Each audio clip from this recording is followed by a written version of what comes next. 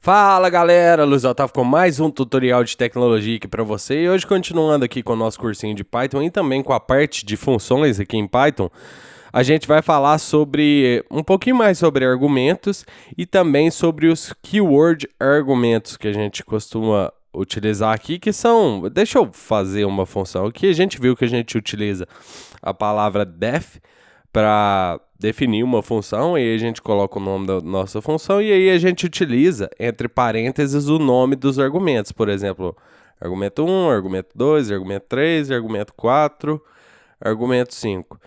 E daí eu posso utilizar esses argumentos aqui dentro da minha função. Por exemplo, print, argumento 1, argumento 2, argumento 3, argumento 4 e argumento 5.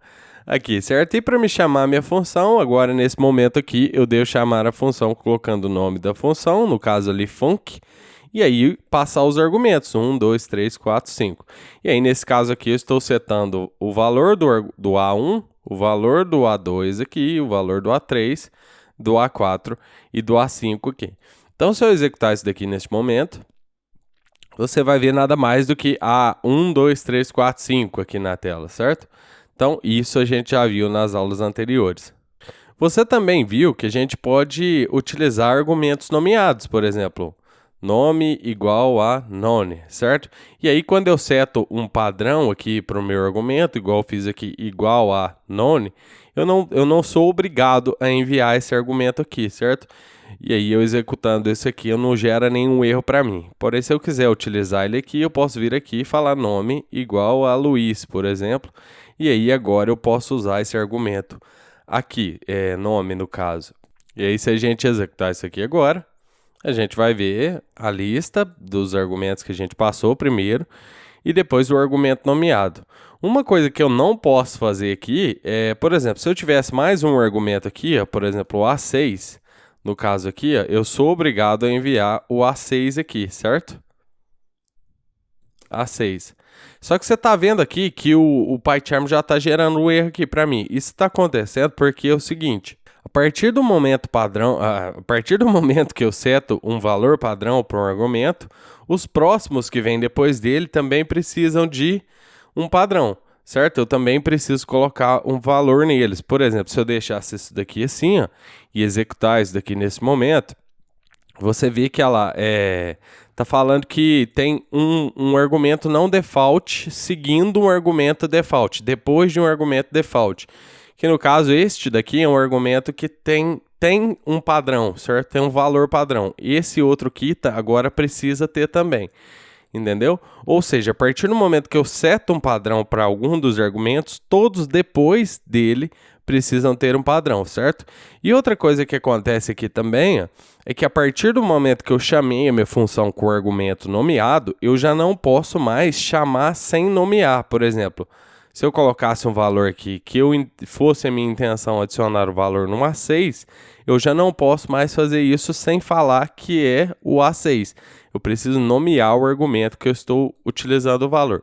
E aí, nesse caso aqui, ó, já vai funcionar normalmente se eu executar esse código aqui, ó. A gente também viu que a função por padrão não retorna um valor none, né? Nenhum valor, entre aspas. Então, nesse momento, se eu setar essa função numa variável, ela vai executar normalmente, porém, a variável em si não vai ter nenhum valor aqui, porque a minha função está retornando none. Então, se eu executar isso daqui agora, você vê que essa variável tem o valor none. Se eu quiser que a minha função retorne algum valor para a minha variável aqui no caso, que ela retorne um valor por padrão, eu preciso utilizar a palavrinha return. E aí o return, e eu escolho o argumento que eu quero que ela retorne. Desculpe. Eu posso utilizar um ou mais argumentos se eu quiser. Por exemplo, quero que ela retorne A1, aliás, nome, ou A6 aqui.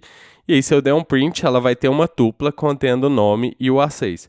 Se eu executar isso daqui agora, você vai ver que a minha variável tem Luiz e o valor do A6 aqui, que no caso eu coloquei aqui 5. Certo? Se eu quisesse acessar os dois argumentos ali que eu retornei, eu posso acessar pelo índice 0, no caso ali, como são 2, pelo índice 1. Se for só 1, eu não precisaria utilizar esses índices aqui. Então, se eu executar isso daqui agora, você está vendo que tem Luiz e o valor do A6 aqui no caso, certo? Então, isso foi o básico que a gente viu anteriormente, certo? Então, eu vou tirar isso daqui, a gente já falou de return, então hoje eu vou focar só nos argumentos e nos args e nos quargs aqui. Você já vai entender isso daqui. Então, eu vou apagar isso daqui tudo. Pode acontecer, em muitos casos vai acontecer isso, de você não saber quantos argumentos precisam ser repassados para a função. Por exemplo, tá vendo que aqui eu especifiquei especificamente quais são os argumentos que eu quero que essa função receba. Pode acontecer em alguns casos que você você não saiba quantos argumentos vai vir nessa função aqui. E aí, nesse caso, a gente utiliza o asterisco args, certo? E se eu quiser acessar esses args aqui, eu dou um print nos args aqui dentro aqui da função. Ou faço o que eu quiser com esses args aqui. Já a gente chega lá. Mas antes de eu fazer isso daqui, você vê que esse código aqui, neste momento, não tem nenhum erro. Se eu executar isso daqui, nenhum erro. Só tem um valor nulo aqui que eu estou dando print em nada aqui na minha função, certo? Mas só para te relembrar, você lembra que a gente pode fazer algo similar a isso aqui, ó, quer ver? Deixa eu apagar essa linha aqui, só para não executar a função. Deixa ela ali bonitinha por enquanto. Você lembra que a gente fez isso aqui, ó? Quando a gente cria uma lista com qualquer valor, por exemplo, 1, 2, 3, 4, 5, eu tenho 5 valores nessa lista aqui, certo? Se eu quiser pegar os primeiros 2 valores e jogar numa variável, eu posso fazer isso daqui, ó, N1, N2, e aí jogar o resto dos valores daquela lista ali neste N aqui, certo? Então, igual a lista. Se eu der um print aqui, N1 e N2 e N, você vai ver o seguinte, N1 tem o valor de 1, N2 tem o valor de 2 e asterisco N tem o valor do restante da minha lista. Vou executar aqui só para você ver. Então, 1, 2 e aí o restante da lista no N ali. Então, nesse caso aqui, o que eu estou fazendo, basicamente e resumidamente, é isso aqui. Eu estou desempacotando os 2 primeiros valores. Então, eu estou desempacotando o 1 e o 2 em N1 e N2, e eu estou, entre aspas, empacotando o restante da minha lista numa variável que tem o asterisco N, certo? E aí, você viu os valores aqui, N1 tem 1, N2 tem 2 e N tem N. Outra coisa que eu posso fazer também com as listas aqui, ó, e isso eu estou te mostrando para me te explicar, te lembrar que esse args aqui é basicamente um empacotamento e desempacotamento também. Vou te mostrar aqui, ó. Se eu vier aqui, ó, nesse print, e aí esquece esse empacotamento aqui, isso aqui foi só para te relembrar. Se eu vier aqui nesse print e falar assim, ó, print lista, eu vou ver exatamente o valor da minha lista, certo? Então, eu vou executar isso daqui e eu vou ver exatamente o valor que ela tem aqui. 1, 2, 3, 4, 5, 6, 4, 5, aliás, né? Eu posso, nesse print aqui, ó, falar o seguinte, ó, asterisco lista. Nesse caso aqui, eu estou desempacotando cada valor aqui dessa lista aqui para a funçãozinha print. Então, ela vai exibir cada valor como se eu estivesse fazendo isso daqui, ó, print 1,2,3,4,5, certo? Aqui é 4, né, no caso. Então, é como se eu estivesse fazendo isso daqui. Então, se eu der um print aqui para você, ó, você vai ver essa lista desempacotada. E você tá vendo isso aqui, ó, por espaço, separado por espaço, porque justamente eu não falei qual separador que eu quero. A função print também tem, eu posso utilizar um sep aqui, um argumento sep, que é o separador. Então, se eu quiser separar cada valor aqui que está desempacotado por um traço ou qualquer outra coisa, eu posso utilizar esse argumento sep aqui. Então, se eu executar isso daqui agora, ó, você vai ver 1, traço 2, traço 3, traço 4, traço 5, certo? Então, só para que você entenda melhor, esses args aqui, ó, eles estão empacotados em uma tupla. Então, o que acontece aqui? Ó? Se eu vier aqui na minha função, executar a minha função e falar 1, 2, 3, 4, sei lá, 4, 5, a mesma coisa que eu tinha colocado, você vai ver esses argumentos entre parênteses aqui, ó, que eu estou dando print aqui dentro. Se eu executar isso daqui agora, Deixa eu aumentar a tela aqui um pouquinho, resolver isso aqui, certo? Então, você está vendo esses argumentos aqui, ó, empacotados numa tupla. Se eu quiser, por exemplo, acessar vou deixar esse print aqui. Se eu quiser acessar o primeiro valor dessa tupla, args, aí coloco os colchetes 0, certo? Se eu quiser acessar o último valor, print args menos 1, certo? Como igualzinho em lista, certo? Não tem diferença nenhuma de listas. E aí eu vou te mostrar a diferença já já. Se eu quiser saber quantos argumentos tem ali naquele args, eu posso utilizar a função len args, certo? Então aqui a gente vai ver os args inteiro, a tupla inteira. Aqui a gente vai ver o primeiro, aqui o último e aqui o tamanho dessa, entre aspas, listas, que no caso aqui é uma tupla, certo? Então você está vendo aqui, como eu te falei, a tupla inteira, o primeiro valor, o último valor e quantos valores tem dentro dessa tupla. Como eu te falei, a tupla, diferente de listas, ela não pode ser alterada. Por exemplo, na lista eu poderia fazer algo similar a isso daqui. Ó. Se eu vier aqui e falar assim, ó, args 0 igual a, sei lá, 20. Eu quero mudar o valor de args 0. Então, se eu der um print no args, deveria exibir, no índice 0 deveria estar 20, certo? Se eu executar isso daqui agora, eu vou ter um erro na tela. Tuple object does not support item assignment. Ou seja, resumidamente, eu não posso alterar o item de uma tupla.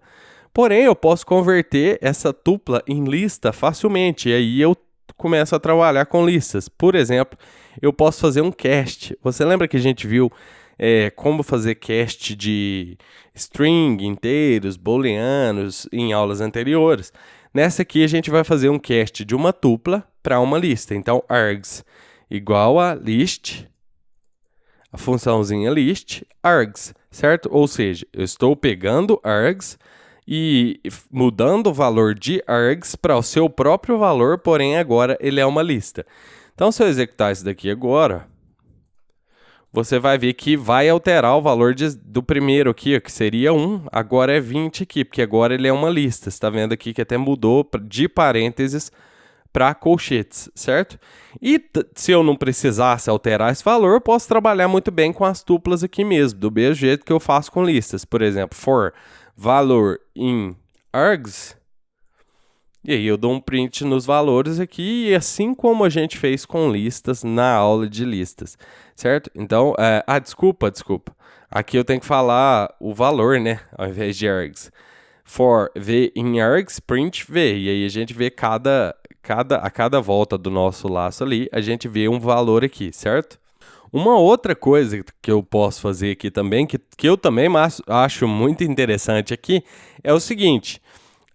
Eu posso fazer, você lembra que eu te mostrei que eu posso desempacotar uma lista dentro da função print e ainda utilizar um separador para mostrar os valores? Eu te mostrei isso agora mesmo.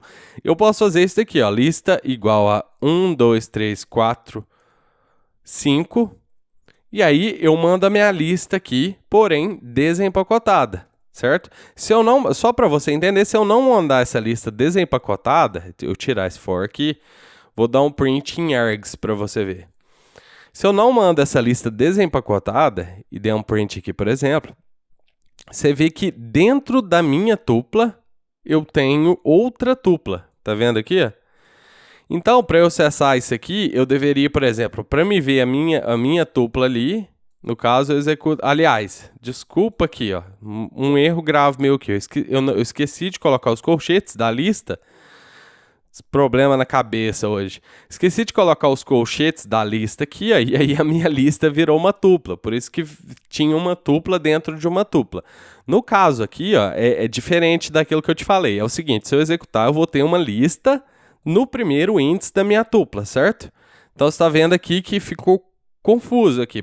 Porque, por exemplo, para eu acessar essa lista, eu tenho que acessar o índice 0 da minha tupla aqui, certo?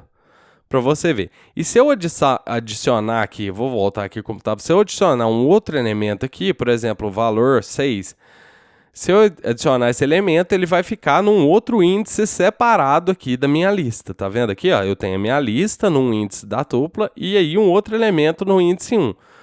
O que eu posso fazer aqui é, como eu te falei, mandar a lista desempacotada, porque aí ela passa a fazer parte dos índices da tupla, certo?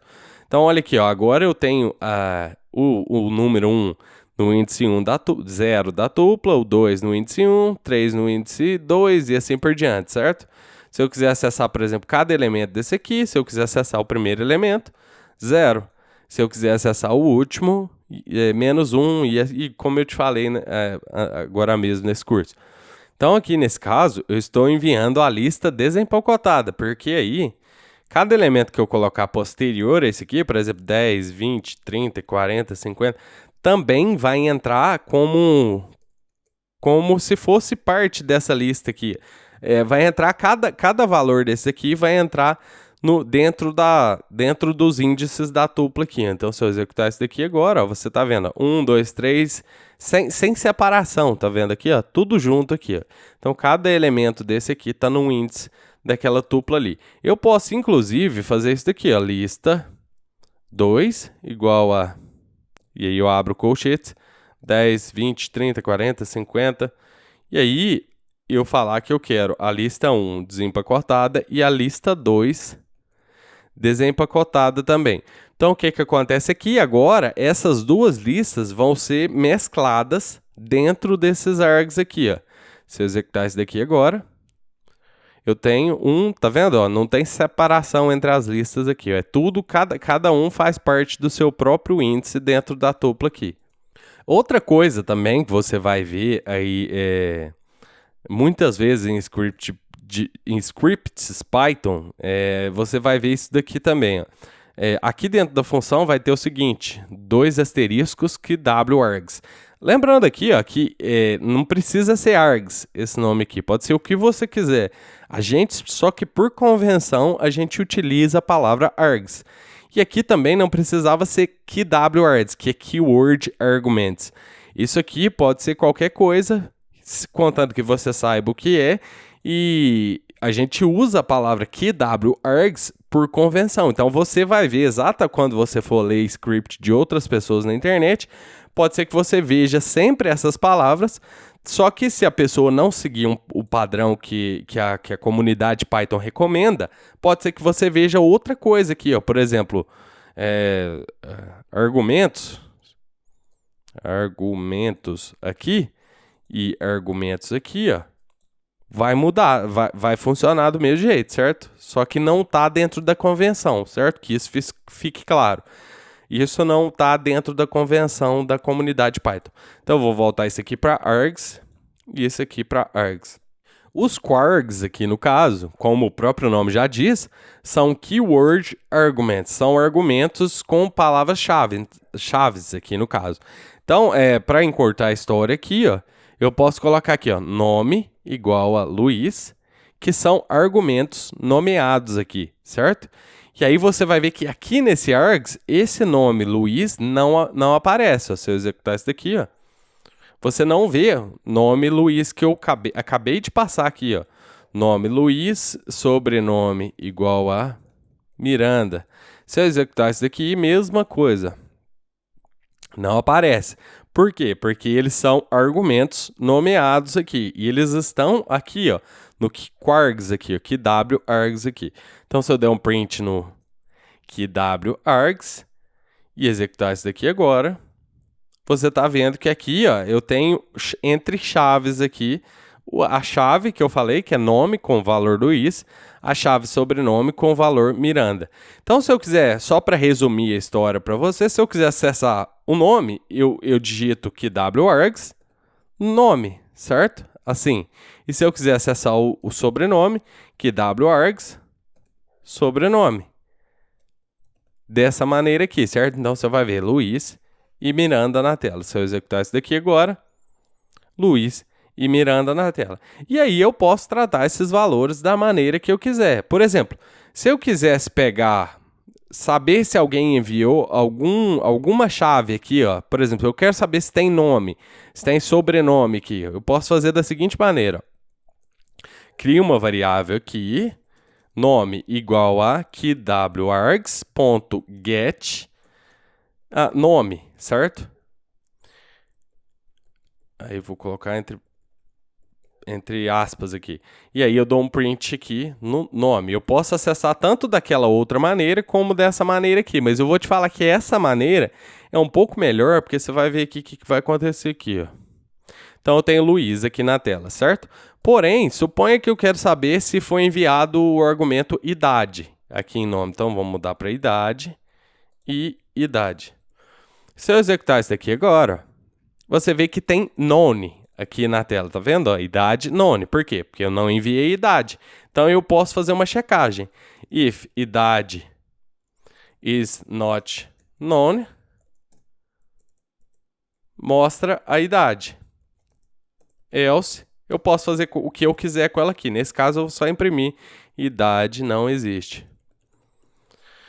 Então, eu vou executar isso aqui, eu não vou ver nenhum erro na tela, certo? Só a idade não existe. E você pode omitir esse erro aqui também. Se você quiser não mostrar nada, simplesmente não usa o else. E aí você executa. E aí você não tem a idade. E aí, a partir do momento que eu enviar a idade aqui, ó, igual, sei lá, 30, e executar isso daqui, desculpa. E aí você vê o valor da idade aqui na tela, certo? Um problema com o outro jeito que a gente estava utilizando, ó, se eu falar que a idade é igual a keyWargs, e aí é a chave idade aqui nesse momento, se ela não existir, eu vou ter um erro aqui, ó, quer ver? Vamos executar isso daqui. Tá vendo? Ó, ele lançou uma exceção. Que error? A idade não existe. A chave aqui, idade, não existe. Então, ele para a execução do programa. Então, é muito melhor a gente utilizar get quando a gente não tem certeza se essa chave que existe aqui, do que a gente utilizar direto dessa maneira assim. Certo? Agora, a partir do momento que a idade volta a existir, se eu tiver certeza que esse argumento idade aqui, essa chave idade, vai existir nos meus quargs aqui, eu não preciso utilizar get, eu posso utilizar direto aqui dessa maneira. E agora a gente tem a variável idade setada, eu só não estou dando print nela aqui, ó, idade. E aí agora a gente pode executar isso daqui. E aí a gente tem o valorzinho da idade aqui. Certo? Então, pessoal, então foi isso. Esses foram os args e os quargs aqui no Python. Eu vou deixar essa aula assim. Nas próximas aulas, a gente já vai falar sobre o escopo de variáveis aqui dentro e fora das funções em Python, certo? Então é isso. Um abraço e eu te vejo na próxima aula.